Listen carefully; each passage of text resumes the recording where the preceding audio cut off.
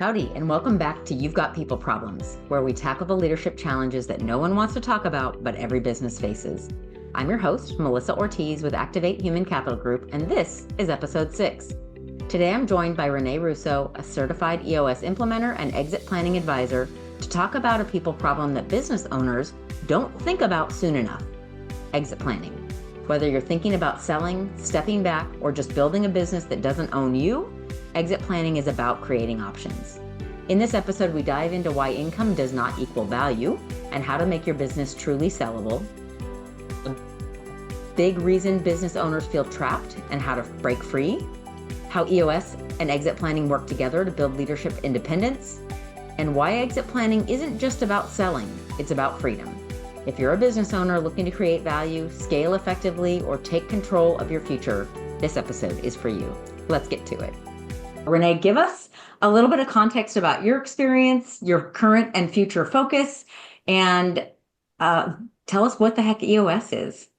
Thank you. Thanks for having me here. It's a pleasure to always have a dialogue with another talented, capable, empowered professional such as yourself. So I'm thankful to be here. A little bit about me. I was a trapped entrepreneur in a life and a business that I didn't want anymore. And I stuck it out for 15 years, telling myself if I just keep holding on or keep trying harder, things will change, things will get better. And we all know that's the definition of insanity. I reached my breaking point a couple of times. The first tipping point for me was the unfortunate situation where my ex-husband now had cancer. And as he was navigating his cancer treatments, he was simultaneously sneaking his phone into the hospital to take calls. And I was like, this is not okay. Like, the business needs to be the business so we can focus on the health. And that was a first tipping point for me. The second one would be, several years later, after becoming a stay-at-home mom out of necessity for the sake of the business and the kids, I wanted to be able to, make some changes in our life. And I wanted to have more time for us to have vacations, and we couldn't. And I got frustrated again with the business. And at that point, I said, the business needs to change, or we shouldn't be in business. So I spoke about it to my brother, and he was running on an operating system in Australia, and he had a technology company kind of like what we did. And he said, you should check out this thing called EOS. And so I said, okay. And so I read a book called Traction, and I started crying because there was hope for us to move from a situation where the business owned and consumed us to a future reality where we were in control of not only the business, but our life. And it was a game changer for me.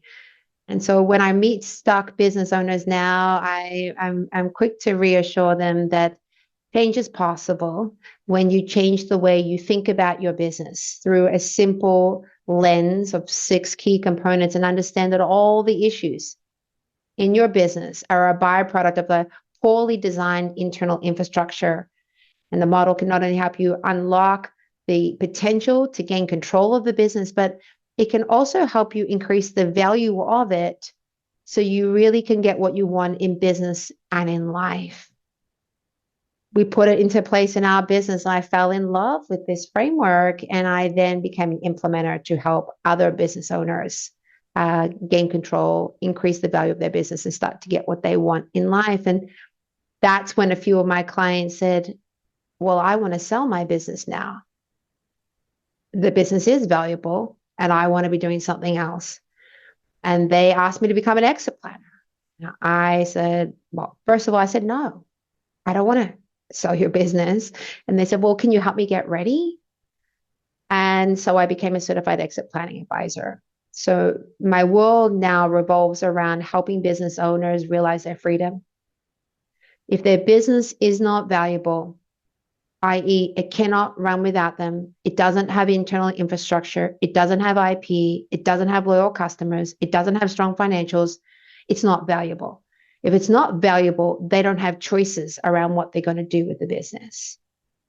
So I help them make sure the business is valuable. And at the same time, I help them understand what they want in life, what their wealth gap and what their wealth needs are, so that they then can start a process of simultaneously running two concurrent paths of pursuing their personal and financial goals while also getting what they want from their business. Those two worlds can meet. When I was an implementer alone, I was looking at one half of the reality. Now that I'm an exit planner, I deal with both halves of the apple here, so that owners can create value, unlock their wealth, and realize their freedom. So it came from a place of being a stuck business owner who had a lot of distress in life and illness. And we talk about in exit planning 5Ds, divorce, including these: divorce, disability, disagreement, death, and a bunch of other things. So we experienced many of that, cancer, and we had a lot of disagreements and hostile business takeover and all sorts. We were falling victim to our lack of planning and forethought and structure, and a scenario where we mattered. And unfortunately, that is a reality for a lot of business owners who are trapped in the circumstances. I was just going to say that word trapped really, I think, will resonate with a lot of entrepreneurs, because whether it's trapped because I've created this livelihood for my team, who often feels like family, trapped by the demands of the business, trapped by my own inability to let go of some of my responsibilities. And our topic today is really, how do we create value in our people so we can realize our freedom as entrepreneurs and beyond, whether that's retirement, selling the business, starting something else. But that word freedom is what often got us into entrepreneurship in the first place. But to come that path and feel trapped by it feels, I think, shameful for a lot of us, because we don't know how to look at it differently. And so I'm really looking forward to this conversation and some, closing it out with some tips and tricks of what can we do right now? Where can we start to go down this path? And so I'd love for you to tell a little bit about when you're working, if we're talking about creating value in people so we can realize that freedom, so we can make that business more independent from the owner or owners. What are some of the key elements that you see that hold people back, that we're starting to decouple or starting to explore as they go down this path? Mm-hmm, mm-hmm. I identify often the owner CEO is the number one problem. I have been my own problem, and so the typical profile I often meet is a rugged individualist who's the chief everything officer, essential to everything, and everybody works at that business because they love that person and they're fueled by that person's passion. That in that situation, we have a significant amount of dependency on the business owner. And while the business is dependent to operate on that owner, not only does the owner stay trapped, but the business lacks value, because the business is not transferable. When that owner sells it, the business, is not able to go on to its next chapter and thrive. So to help the business owner realize more of their freedom of time and focus and energy now, while also giving them the ability to create value in the business for tomorrow, it is important that we start to decouple the business owner from every aspect of the business. Allow sales to have structure and process and the right people in the right seats. Operations, same. Finance, same. So it is essential that we can invest. I used to be an executive recruiter when I was back in Australia, and then a chartered HR professional here in Canada. And I would say the people component, yes, we want to get the right people who fit the culture and align with the purpose of the organization in the right seats that they are uniquely wired for, have natural talent in skills and experience that is a right fit for that seat. That is important. And the context of those seats and those people, the environment is also key. So we want to also set our people up for success with process and data and technology and great leadership and management in place so that they can reach their potential. So it's fairly holistic. And interestingly enough, when we value businesses and we assess the business on the range of multiples for that sector, what determines best in class to a high risk business is, and where that multiple lands high or low, we directly correlates to four intangible aspects of the business: human capital, structural capital, social capital, and customer capital. And I'd say on those two of them that are really quite significant are the human capital and structural capital. We have to do both. Not only do we want to get the right people in the right seats, but we want to set them up for success. We need to do both. And the business, in order to be truly valuable and give the owner freedom, we have to really make sure we do both of those components really, really well. So EOS is a no-brainer to help you with that. Because it leans on both. Because what I'm hearing is that path to freedom, really some of the best investments we can make as entrepreneurs is developing the human capital, transitioning from you're an extension of my hands to actually some distributed leadership. And I see that so much in the family businesses that I work with. It often is a generational shift rather than an individual that's the rugged individualist to let go of that a little bit. But what I'm hearing you say is it really is possible. We can change that person's approach, help them learn to trust people so that they don't have to be all things to all people and live in fear of letting people down all the time, which is, I think, where a lot of that feeling trapped, whether we're letting our customers down, we're letting our team down. And it's an important shift in thinking as a business owner. Unfortunately, most business owners, and particularly, I think the big reason why baby boomers are underprepared in this succession tsunami is that they have been, I don't want to say misled, but I'll say it for lack of a better word, to think that the most important thing is income. Income is important, but so is value.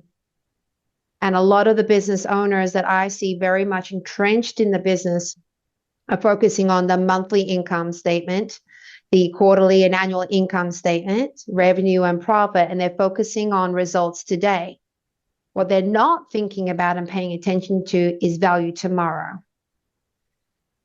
And so that scarcity thinking and results-based thinking is really causing them to think that they must show up every day to ensure that those results get met. Whereas when we invest in people, develop skills, set them up for success, nurture and grow them over time to operational independence, you can have both income today and value for tomorrow. And that's really where exit planning comes in. We focus on value acceleration because that is good for results today and value tomorrow. Renee, where do you see, I feel like there's got to be some tipping point for these type of entrepreneurs, especially if we think about our boomer generation, who's probably the most in need of the exit plan. Is there a tipping point where they go, okay, I believe you. There really are people. I mean, I know so many in this generation, so many entrepreneurs that really feel like no one could do it like I do. Are those ones just helpless, and there are other ones who are better suited for this process? Or are there two or three things that become that tipping point of, okay, I buy in? I feel like it's awareness that I will exit this business, because 100% of business owners exit. That is a hard fact. This is undeniable. 100% of business owners exit. The question that I ask them is, are you going to exit on your terms or somebody else's? And if you want it on your terms, let's talk about what's going to give you choices. And that's value. And do we understand what value is? So it's a work back from that deeply held understanding that I will exit at some point. Now, You've created an environment that you have made yourself essential now. But in order to have an exit on your terms, you cannot be essential to the business forever. And so we need a plan to get you there. And what they don't often understand is how to get from where they are now to where they ought to or need to be. And that's why an exit planner is important to help them move through that 90-day world of working on their business and their personal goals in alignment and drive accountability. Also bring in the different specialists and experts that are needed for different aspects of the owner's priorities as well as the business to really maximize that value and move them towards their goal. So it takes awareness. Often they've seen something adverse happen to somebody else who had a heart attack at 50, thought they were going to live to 100 and didn't. And then the family are picking up the pieces. Or a divorce that not only blew up the home environment, but also blew up the business. Typically there's a triggering event. Yeah. Or they have this natural awareness that I'm moving into the second half of my life. I'm moving into a new phase of my life where I'm an empty nester now. I'm in my 50s. My 60s are going to look different. My 70s and 80s are going to look different. And they start to think about what's next. So it can be just a passage of time and life evolution that awareness can come, or it can come hard and fast when you see something awful happen to somebody else. I just call both of those, there's a triggering event. Yeah. Yeah, that makes total sense. So take us down the path a little bit, Renee, of what does it look like to develop value in people? We feel like as entrepreneurs, yes, our people are super valuable. And many of them we've kept for a long time. How do we take that to the next level so that they aren't as dependent on the entrepreneur and can take more ownership? My work is foundational in terms of identifying the opportunity and the risk of inaction and helping the business owner ask themselves, what would a buyer appreciate in the talent in my business? What is the talent that I need to invest in that is going to shore up my future income earning potentials of this business? Because a buyer is acquiring future earning potential of the business at times a level of risk. So that's what a buyer is buying. So the business owner needs to almost start to think about their business through the lens of their future owner. And that will get them more likely to take action. And that, again, was value focused. In terms of technical aspects of it, my work as an EOS implementer is really foundational. Do people know what their jobs are? Are they appropriately suited for it? Do they get along because they have the same culture? Do they know what success looks like? Can they follow a process? Can they lead and manage people? It's 1.0. Now, what we rely on as an exit planner to get from a 1.0, or where EOS will take a business to a place where that management group can stand up and confidently operate the business without the owner, there's a gap there. And my role as an exit planner is to bring in the different experts that help the business owner get the outcomes they need. And if they need the business to be run by an executive team independently of them by a certain timeline, we then bring in the right professionals to help them do that. Who should and should not be part of that development journey? We do often like to use assessment tools, and PI is one of them. Leadership training, coaching, resourcing are some of the experts that we bring in as well. It really is unique to the given situation. Sometimes they've heavily invested, but they just haven't really said to the executive team, one day I won't be here and I need to know that you can run it without me.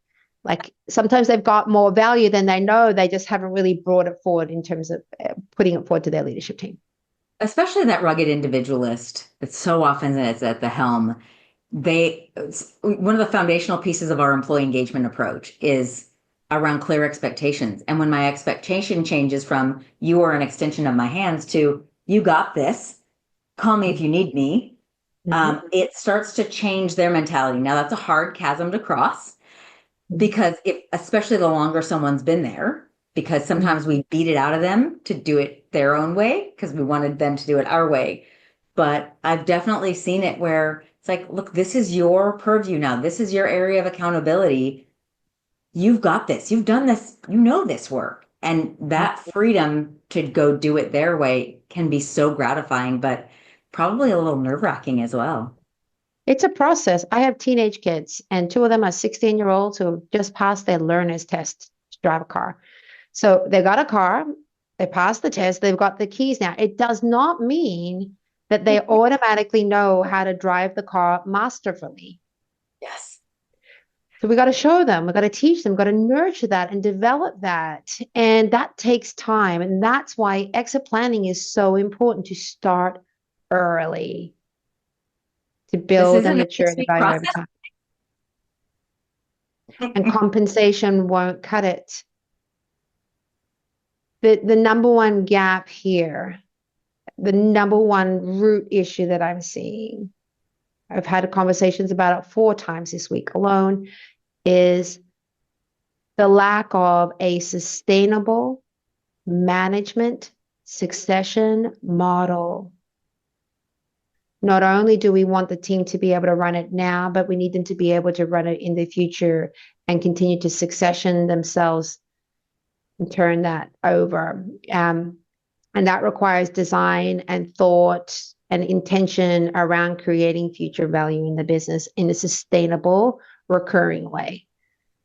So not only do we want to bring in intelligence and experts to fix problems now and stand up a team, but we want to make sure that that is a repeatable practice that then becomes part of the DNA of the business. And that is something that buyers appreciate and will pay a premium for. Yeah. It's amazing how sometimes it's little things that help stand up and reinforce a team. Um, I'll give an example from a conversation I had this week. It was a head of HR, and she said, when you onboarded our team to PI, you told them that I was a much more reserved, analytical, introverted person. And the way you translated that for them was, it's nice that all of you like to pop into each other's offices and ask a bunch of questions. Guess what? She does not operate that way. She wants a text before a call, an agenda before a meeting scheduled rather than a pop in. And she goes, Melissa, they heard you. And that was 2 years ago. And they changed the way that they operate with me. And we have such a stronger leadership team because they're not calling me to task, interrupting me all the time. And I just feel like a more holistic part of this team. And it's like, wow, that one little segment can change the dynamic of a team. And it's all these little moments that keep reinforcing this. We've got this. We don't need to be as dependent on the owner, that then make that more attractive for a buyer because they're more cohesive. They've defined that culture with someone like you during their EOS journey that then they keep doubling down on and reinforcing. So Yeah. And at the same time, we sometimes see situations where we have an infinite optimist business owner that says that I'll just keep on waiting and eventually these leaders will get it. And they just want to wait it out and give them time. And they're not so intentional about really understanding, are they truly the right people for this organization? Do they have it in their DNA? And is this investment in their growth and development going to pay off or not? Without that kind of diagnostic process and the ability to determine what is a good investment and what is not, many default to doing nothing and just hoping for the best and hoping that they'll get there. I feel with the level of urgency around the rate of transitions that are happening across North America, we cannot just wait for people to figure it out or assume that because they've been here 5 years longer, they'll know 5 years more of, how to be a great boss. We have to be much more intentional and address our people issues and stop carrying along people who are not going to cut it, who are going to hold us back. We have to address the brutal facts, cut off the limbs, and make sure that we're preserving the resources in the business for those people who will be carrying us forward. And it doesn't mean that those individuals are not good human beings. It just means that this is not the place for them. We need to get better at addressing those issues and having those hard conversations. And we need to be intentional around how we invest in developing people through having gone through a diagnostic process to determine whether they are a worthwhile investment for us and are going to help the business achieve the level of value that we need. I love what you're saying there around the timing, because so many leaders I interact with as we're doing that diagnostic process want to give them time. We just need to give this person a little more time. And when I'm looking at their assessments, I'm like, they know they're letting you down just based on the way they're adapting. They know they're letting you down. It's tearing them apart. You're not getting any benefit out of that. And they've created this imposter syndrome now where they don't feel like they can speak up.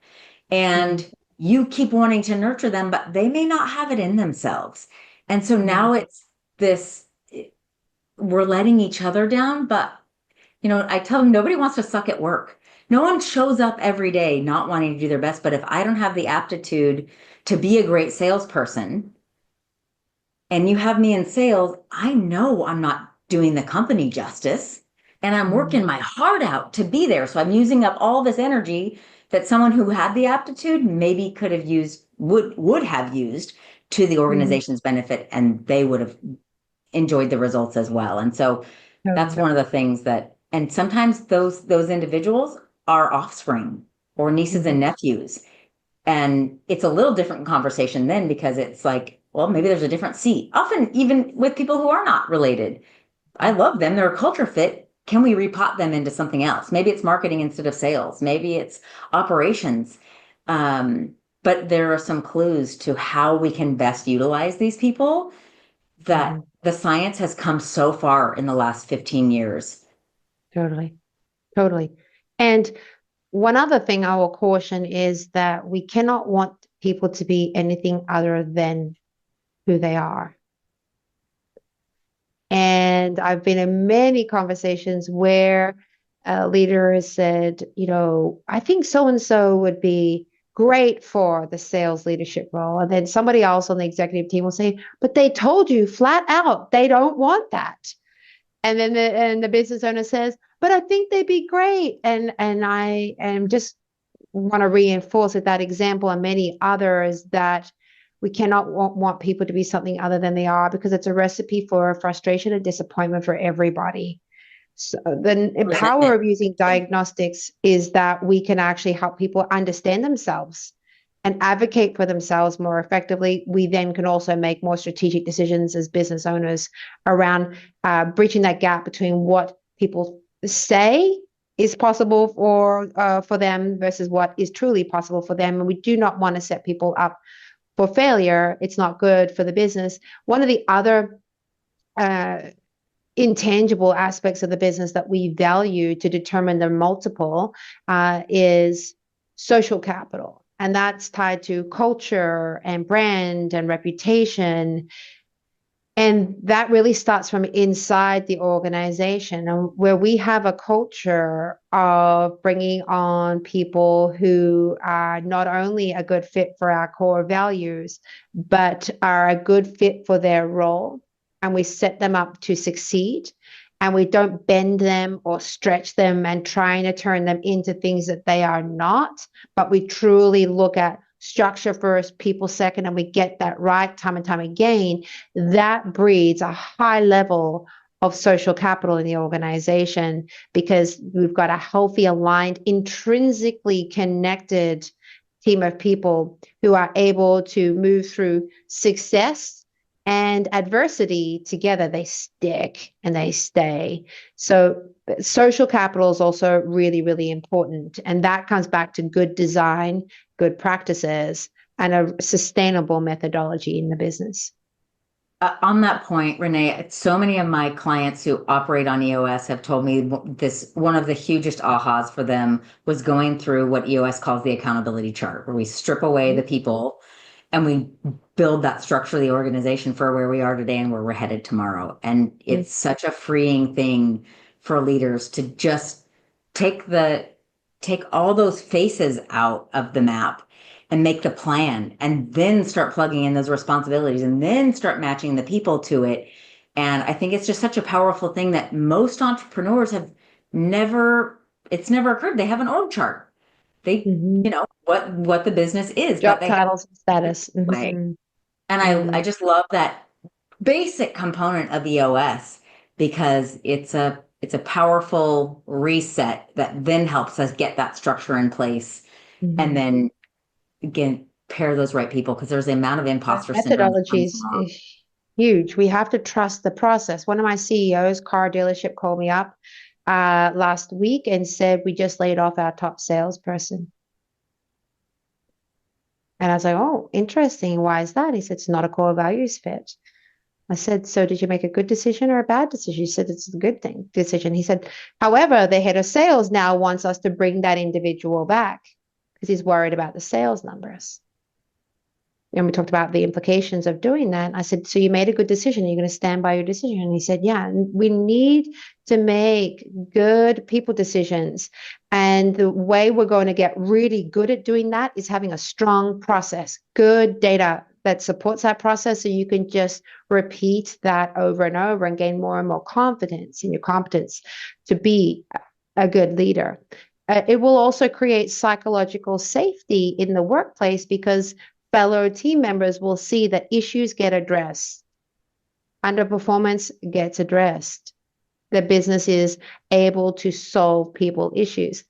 People typically leave businesses largely because of their boss or their peers. And if we've got a boss that they don't trust because that boss doesn't address people issues or create opportunities for individuals to be their best, and or their peers are not a good culture fit and are causing friction in the workplace, people will leave.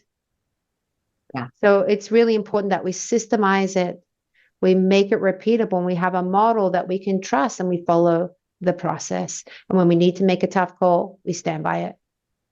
And we make the call. I see so much hemming and hawing around those tough calls, especially when you've got a leader that the owner has a long history with or a very high performing salesperson. Those tend to be the most intractable ones that we know are not culture fits, but we have a hard time making that decoupling. And it's amazing to see what happens. I call it better engagement through attrition. This buoying of morale when you cut out the person who was toxic, who was a Mm-hmm. bully, who was deterring psychological safety. And then they're like, oh my gosh, thank you. And I'm willing to step up and do more. And it Mm-hmm. frees up that psychological safety that probably didn't exist before. And I just think that that's one of the So hardest right people, right seats situations I see among clients. totally. And when business owners are sitting on those decisions, they're worrying about emotional and social risk, but what they're not often identifying is the value risk of the business. And their Yeah. wealth, typically 80 to 90% of their wealth is tied up in their business, and so is their freedom.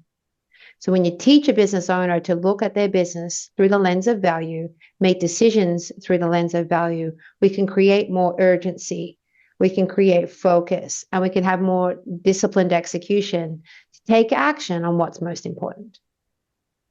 Because you're helping them see above, right? You're taking them out of the forest and being able to look from a Mm-hmm. different angle. Mm-hmm. Yeah. Totally. I can absolutely see why you would go down these simultaneous paths where you're pursuing EOS, you're helping these owners think about the value. It's almost inextricably linked. So It this is is. And there's fascinating. a large movement of business coaches, consultants, and fellow EOS implementers to become certified exit planners because they recognize we're only addressing one half of the apple here. And how can we really be confident that we're setting that team up for success long term, irrespective of who owns the business? Yeah. If we're not addressing and then looking at the business through the lens of the current buy owner and a future buyer, like we need to set them up for success long term. We say in the world of exit planning that exit planning is simply good business strategy. That's awesome. Yeah. I want to transition us as we think about all of the conversation we've had today and so much of the knowledge that you bring to the table. What are some key tips and tricks? If I haven't started down this path, either a system, improving my human capital, thinking about my exit strategies, and I'm going to give you a couple pieces that I pulled out of what you had to say, and then you can summarize, add to, include however you like. So the word we started with was trapped. And the concept that we don't have to stay trapped as entrepreneurs, there's a path out. And as we think about that path, it really starts with the structural capital and the human capital. And those, I think, really resonated with me and will resonate with a lot of my clients and network. Another piece that I grabbed was that it's me. Hi, I'm the problem. And for us to acknowledge that and start to change our approach is one of the biggest barriers we probably face in the exit process. And this one, I'm sure, is beating a dead horse, but we have to hear it a certain amount of times until it clicks that we have to start early. We can't start when I'm exhausted in the business. My health is starting to fail. I have maybe a son or daughter who's been in the business and is fed up with waiting and they're leaving. We have to get ahead of that and start early, start developing those systems and all the different elements that will free up that value. So tell me what I missed, what you want to add, or what I got wrong if I missed, if I misstated anything. No, I think you've done a really great job. I would say the number one conversation I have with business owners is around helping them to remember that they matter most. And when you take care of a business owner, you take care of all stakeholders. They have an opportunity to recognize that there is an opportunity, a space for them to have a life and realize financial and personal freedom. And where that all starts with is the value that they create in their business. And those two worlds do need to meet and they need to play together nicely. And exit planning really addresses those three legs of the stool very nicely. With a capable, skilled exit planner, you can get what you want in business and in life. If you are stuck in your situation, feeling trapped, the change needs to start with you. There's a Rumi quote, 13th century poet, that I'm mildly obsessed with. And it says, "Yesterday I was clever and I wanted to change the world. Today I am wise and I'm changing myself." When a business owner is able to change the way they think, they then will change the way they behave and change the results they get. If they're not getting the results they want or are not in control of their future outcomes, they need to work all the way back and change the way they think. Now, they're probably tired and fatigued and out of answers, so they need to ask for help. And the right help to ask for is the help of an exit planning advisor that will help you bring it all together, that will coordinate your EOS implementer, your tax planner, your wealth manager, your insurance, all these people. It's exhausting being a business owner, and it can also be elevating, igniting, and euphoric. You can get what you want when you recognize that you matter most. It starts with the way you think. That's such a hard one for owners who there are so many demands on their time to support everyone else. And that permission slip that you're offering is an important one. That is the definition of freedom in my mind, in my world, and in my book. Freedom is simply choosing self over all else. It's the hardest thing to do. This journey, 12 inches from your head into your heart, is the hardest journey you'll ever take in your life. Building a business is easy. Realizing your freedom is hard, but you can have both. It's beautiful. There's only one other thing I wanted to add here in terms of tips and tricks, and it's something that you said about we can't expect people to be anything other than what they really are. And as we think about developing the value of our people, our human capital, the thing that's always resonated a lot with me is the fable of the scorpion and the frog. Are you familiar with it? No, tell me. So the story goes that there's a scorpion who wants to get to the other side of the river. And he sees a frog. He says, "Frog, I need a ride. I can't swim. Can you take me to the other side of the river?" The frog scoffs and goes, "You're going to stick me. You're a He goes, no, it's not in my interest. I need to get over there. So can you give me a ride? I'm not going to sting you. It's going to be fine. And the frog kind of hems and haws and finally says, okay, you're right. It isn't in your interest. I'll give you a ride. They get halfway across the river. And what does the scorpion do? He stings the frog.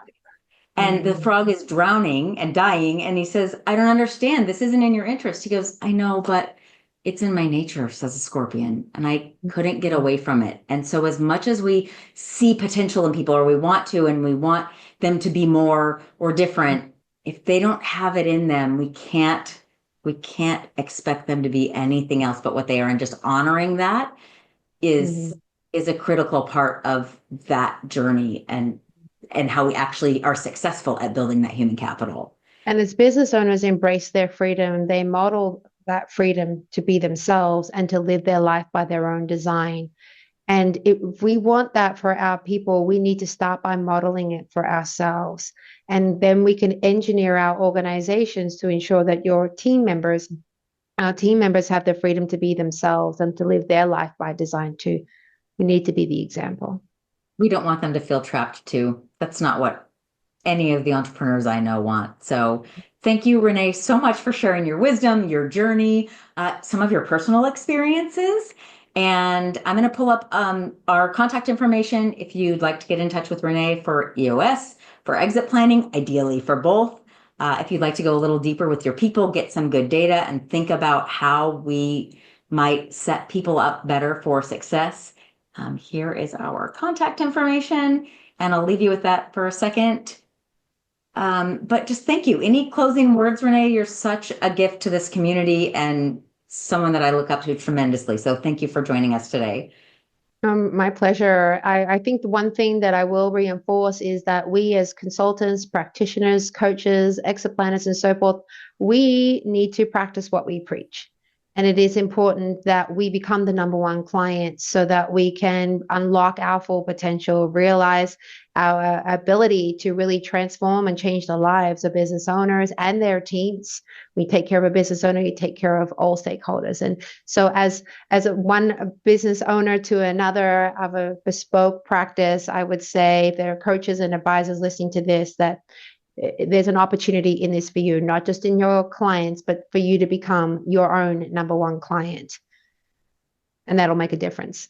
Okay, and I'm going to ask you to close us out with the quote that you brought to us from Rumi, because I think it really resonates with so many people on different levels. So close us out with that, if you would, Renee. Yeah. So the quote that I'm most inspired by is by Rumi, a 13th century poet, who says, yesterday I was clever and I wanted to change the world. And today I'm wise. So I'm changing myself. Change starts with you. Beautiful. Well, that's a wrap on this episode of You've Got People Problems. If you got something out of the conversation, make sure to subscribe, leave us a review, and share it with the other leaders in your network, because let's face it, we all have people problems. You can watch full episodes on YouTube or listen on your favorite podcast app. But either way, thanks for listening, and we'll see you next time.